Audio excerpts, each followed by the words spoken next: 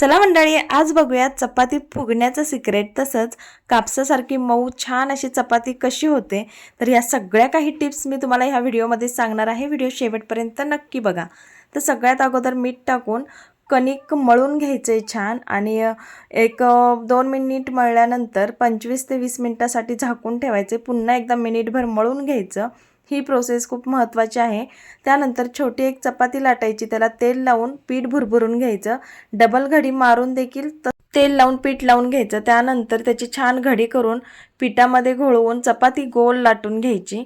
तर बघा, अशा प्रकारे चपाती शेकून घ्यायची। अगोदर एका साईडनी शेकल्यानंतर पलटी मारल्यावर मोठा गॅस करायचा, आलटून पलटून तेल लावायचं। मस्त अशी चपाती छान फुगते आणि एक नंबर चपाती होते।